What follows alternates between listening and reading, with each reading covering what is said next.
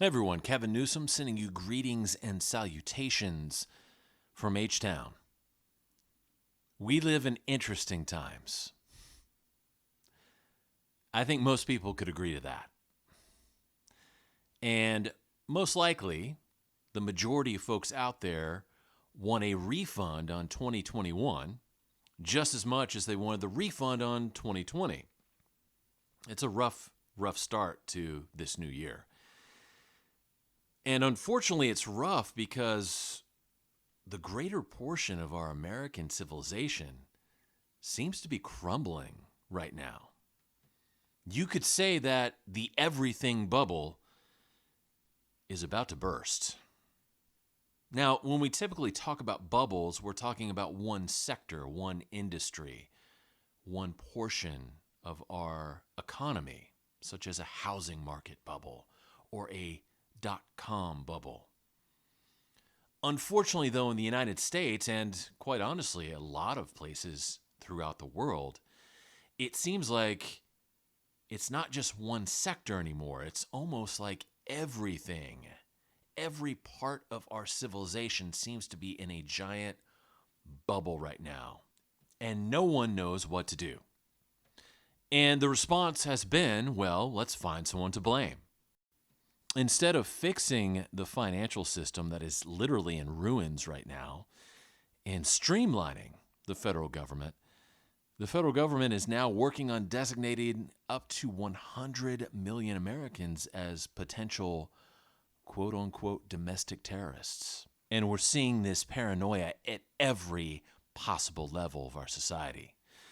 We see a lot of folks, including the former SEC commissioner, now blaming the GameStoppers for the upcoming financial crash. Yes, never mind the 100 plus years of mismanagement and casino gangsterism from Wall Street, of over-speculation to the point of being insane. No. The upcoming woes are all about Reddit users and GameStoppers. It's all their fault. We see governors and mayors blaming the economic woes of their states and cities on the coronavirus, when in reality, it wasn't the virus's fault. It was the overboard and insane response, the overreaction to the coronavirus that led to our current economic woes.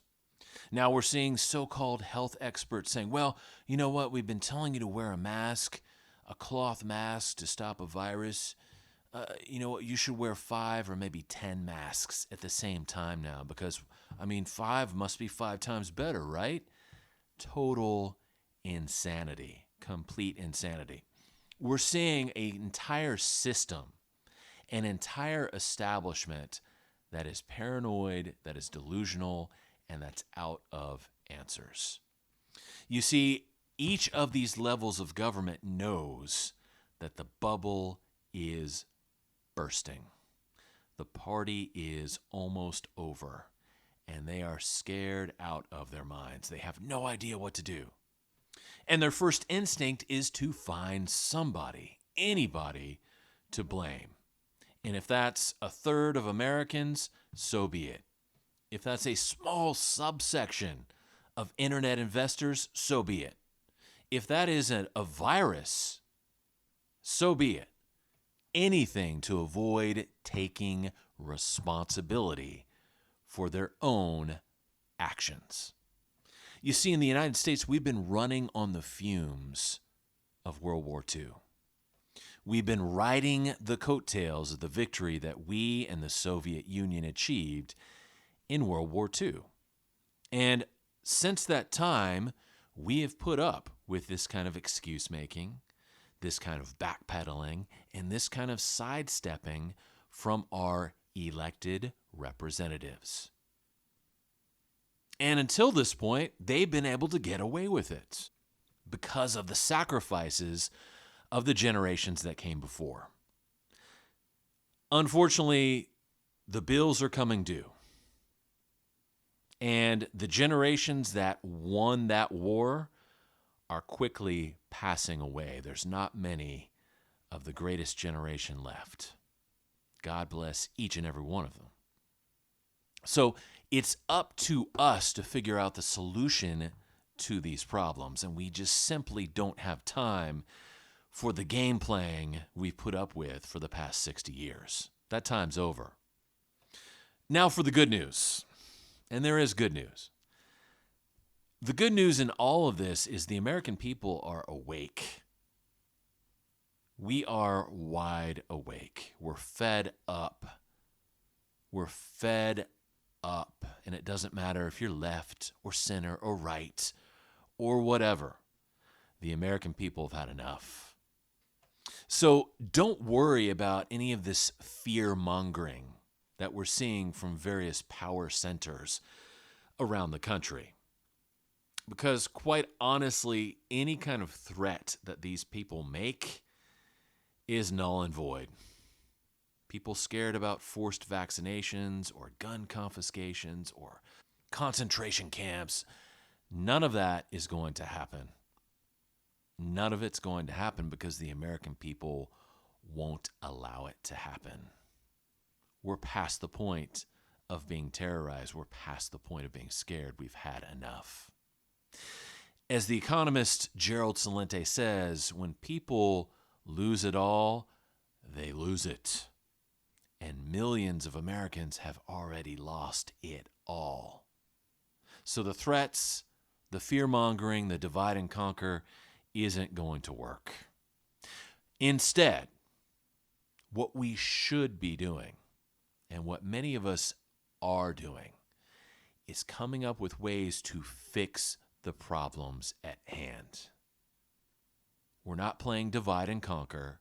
We're not singling out portions of our civilization to put the blame on. No, we're coming up with practical solutions to fix the problems at hand. And my suggestion to the elites in city and state and federal government, as well as financial institutions, is to get up off your fat asses, step aside, and let the healing power of decentralization solve our problems. Believe it or not, there are millions of plebs out here who are actually smarter than you. I know. It surprised me too, but it's true. There's millions of people in the United States alone who, given the space and given the resources, can come up with the solutions they need in their communities, in their cities, and their states. Now is not the time for heavy-handed centralization. It's not the time for paranoia. It's not the time for divide and conquer. And it certainly isn't the time for any more of your delusions. No, the solution to this problem won't be found in any of those methodologies. The solution to our problems will be found in decentralization. This is Kevin coming to you in H-Town, wishing you well, saying God bless each and every one of you. I'll talk to you later. Bye.